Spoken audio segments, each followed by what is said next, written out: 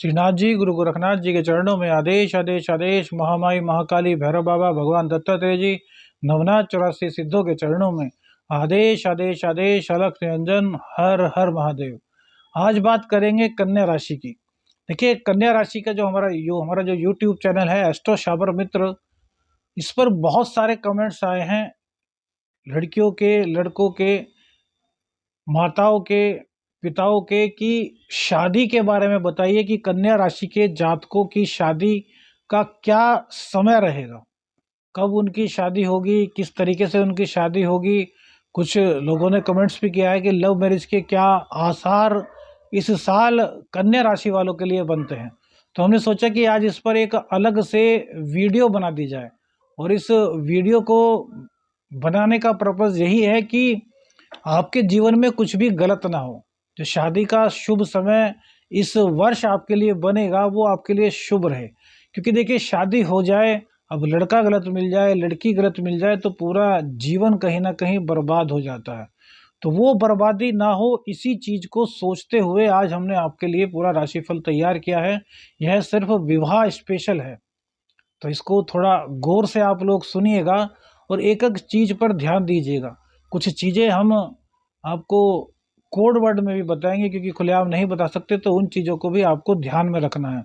सबसे पहले देखिए कि कन्या राशि, कन्या लग्न जो होता है, उसमें जो सप्तमेश होते हैं वो हैं गुरुदेव, गुरुदेव बृहस्पति। काल पुरुष की कुंडली की यदि बात करें तो भाग्येश होते हैं गुरुदेव अर्थात बृहस्पति देव, और हमारे ज्ञान के स्वामी भी अर्थात पंचम के स्वामी भी कहीं ना कहीं गुरुदेव ही होते हैं, क्योंकि ज्ञान जहाँ पर होता है वहाँ गुरु शब्द का होना अपरिहार्य है। अपरिहार्य क्यों? क्योंकि भैया, गुरु के बिना ज्ञान नहीं मिल सकता, और गुरु के बिना पुरुष की कुंडली में गुरुदेव, स्त्री की कुंडली में शुक्रदेव, ये दोनों कहीं ना कहीं विवाह का संयोग बनाते हैं। तो अब जो कन्या राशि है, कन्या राशि में बृहस्पति देव मार्च अप्रैल तक अष्टम भाव में रहेंगे मंगल की राशि में। तो यहां से कहीं भी यह आपके लग्न को नहीं देख रहे, ठीक है। अब ये मई में इनका ट्रांजिट जो होगा वो होगा वृषभ राशि में, जो कि आपके भाग्य भाव की राशि है। शुक्रदेव आपके भाग्येश होते हैं, और इन्हीं की राशि में गुरुदेव का ट्रांजिट होगा। तो गुरुदेव सबसे पहले जो देखेंगे वो देखेंगे आपके लग्न को, आपकी राशि को। तो चंद्रमा पर इनकी दृष्टि सीधी सीधी जाएगी, जो कि गज केसरी योग का निर्माण करेगी। तो इससे क्या है कि आपकी सोचने समझने की जो सामर्थ्य है, जो शक्ति है, वो आध्यात्मिक होगी। उसमें कहीं ना कहीं गुरुदेव का ज्ञान होगा। ध्यान से समझिएगा, एक एक चीज आपको बताएंगे, कोई चीज इसमें अछूती नहीं रहने वाली। गुरुदेव, गुरुदेव उसके बाद अपनी पहली इनकी 5वीं दृष्टि है, फिर 7वीं दृष्टि से देखेंगे आपके तृतीय भाव को। तो जो आपका पराक्रम होगा मई से, वो पराक्रम आपका सही दिशा में होगा, सकारात्मक आपका कदम होगा, आप बहकेंगे नहीं। और उसके बाद इनकी दृष्टि जाएगी पंचम भाव पर, जो कि आपके ज्ञान का, आपके प्रेम का, आपकी शिक्षा का भाव है।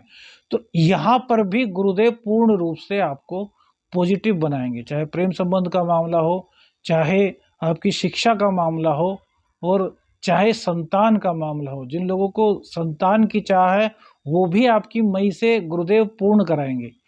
अब गुरुदेव ने अपना पूर्ण अमृत भई दृष्टि आपकी 3 घरों पर डाली, 5वीं, 7वीं, 9वीं। अब उसके बाद वो खुद बैठे हैं 9वें भाव में, तो आपके भाग्य भाव को मजबूत कर दिया। तो भाग्य की बदौलत आप आगे बढ़ेंगे।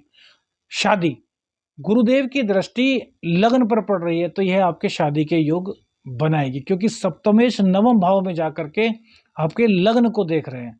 तो भाग्य की बदौलत आपकी शादी होगी, और वो शादी आपके लिए अच्छी होगी। यह रहा गुरुदेव का स्पष्ट फल।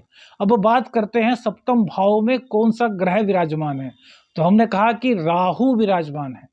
शादीशुदा जीवन में दिक्कत आपकी अभी भी चल रही है, कन्या राशि, कन्या लग्न वाले लोगों के, लेकिन उसके बाद यानी कि मई में वो दिक्कतें कम हो जाएंगी, क्योंकि आपके सप्तमेश मजबूत हो जाएंगे। लेकिन यहाँ बात कर रहे हैं नई शादी की, जो शादी के इच्छुक हैं। उनकी शादी कब होगी, कैसे होगी।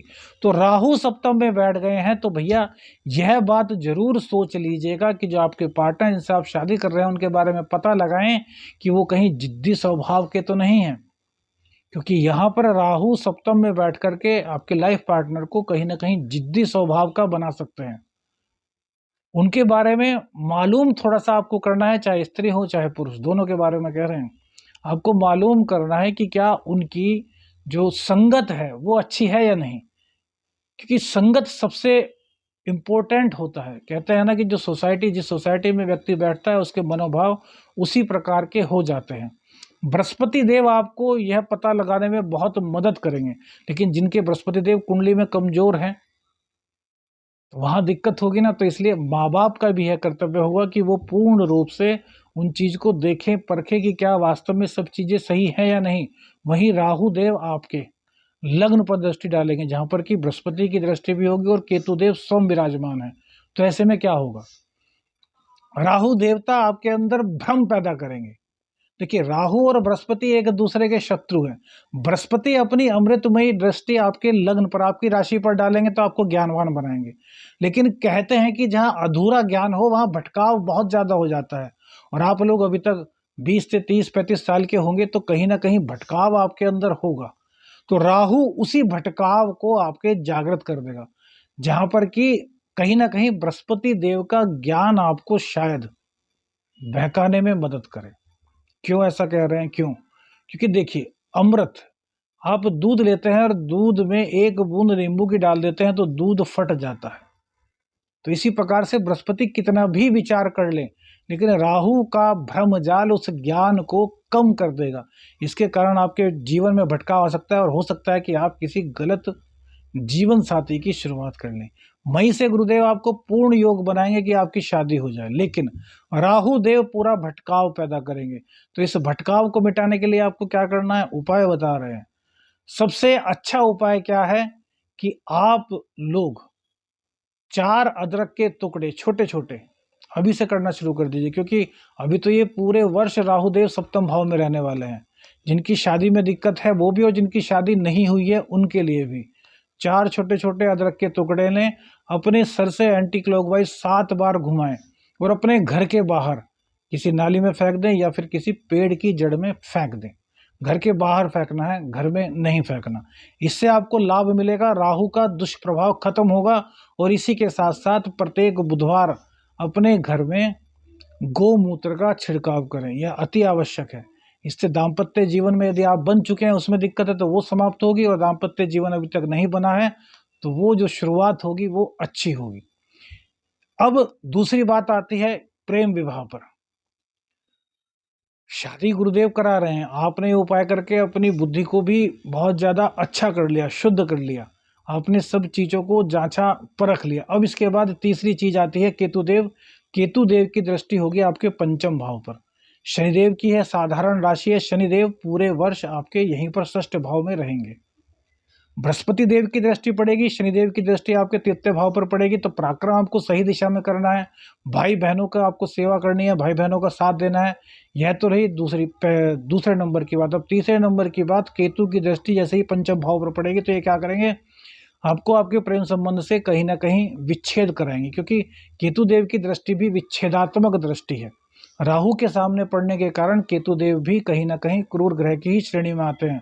हालांकि हम इसको धर्म की पताका ही मानते हैं, लेकिन पंचम भाव पर केतु हों या पंचम भाव पर केतु की दृष्टि मिले तो धोखा मिलना हमने 90% कुंडलियों में देखा है कि वहां पर धोखे की शिकायत होती है। तो यहाँ पर यदि आप प्रेम संबंध में फंसे हैं और प्रेम शादी करना चाहते हैं अर्थात लव मैरिज करना चाहते हैं तो भी आपको बहुत सावधान रहना होगा। धोखे की शिकायत हो सकती है। पूर्ण एक दूसरे की तहकीकात कर लीजिए, कहीं कुछ गलती ना हो भैया। स्त्री और पुरुष दोनों के लिए कह रहे हैं, बाद में मत कहना कि एस्ट्रो शाबर मित्र ने नहीं बताया था। पहले से ही आपको बताए हैं। जिन लोगों ने हमें कमेंट्स किए हैं उन लोगों के कमेंट्स पढ़कर अच्छी तरीके से अध्ययन करने के बाद आपके लिए राशिफल तैयार किया है, जिससे कि आपकी जिंदगी में कोई भी नकारात्मक चीज ना हो, सभी चीज शुभ हो। तो यदि प्रेम विवाह, हम ये नहीं कह रहे कि प्रेम विवाह मत करिए, क्योंकि गुरुदेव की दृष्टि भी पंचम भाव पर है, लेकिन केतु देव को संभालना है। तो केतु देव को संभालने के लिए क्या करें कि प्रेम विवाह हो तो अच्छा हो, जिससे प्रेम हो वो अच्छा मिले व्यक्ति, चाहे वो स्त्री हो चाहे पुरुष। तो इसके लिए आपको रोजाना जो स्ट्रीट डॉग होते हैं उनको भोजन कराना है। भोजन में आप उनको ब्रेड दे सकते हैं, जो रस वगैरह हो सकते हैं वो दे सकते हैं, ब्रेड दे सकते हैं, बिस्किट दे सकते हैं, दूध दे सकते हैं, जो वो आसानी से ग्रहण कर लें, लेकिन देना है।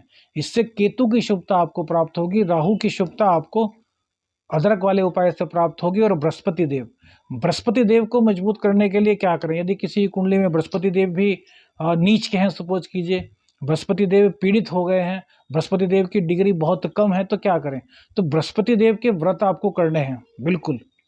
यदि कमजोर हैं, पीड़ित बृहस्पति देव हैं आपके, तो 3 चुटकी स्नान के जल में 3 चुटकी हल्दी डाल करके आपको स्नान करना है, स्त्री और पुरुष दोनों के लिए। और दूसरी बात, विष्णु सहस्रनामावली का रोजाना पाठ करना है। इसके करने से बृहस्पति जनित तो बहुत सारे दोष दूर हो जाते हैं। और बाकी चीजें तो आप अभी दिक्कत में है, संशय में है, तो आप अपनी कुंडली दिखा सकते हैं, लेकिन शादी करने से पहले मैच मेकिंग बिल्कुल कराइएगा। उसमें 3 चीजें देखेगा, लड़के की कुंडली में उसका चरित्र देखेगा, उसका संतान बल देखेगा, उसका रोजगार देखेगा। और इसी तरीके से लड़की की कुंडली में भी संतान बल देखिएगा, उसके बाद उनका चरित्र बल देखेगा और भाग्य बल देखेगा। ये 3 चीजें आप देखते हैं, सूत्र नहीं भी मिल रहे, जो मिलान होता है वो किसी वजह से कम है, और ये तीनों चीजें आपको पावरफुल दिखाई दे रहे हैं, तो आप शादी कर सकते हैं। इसलिए मैच मेकिंग बिल्कुल कराइएगा। आदेश आदेश अलख निरंजन। हर हर महादेव।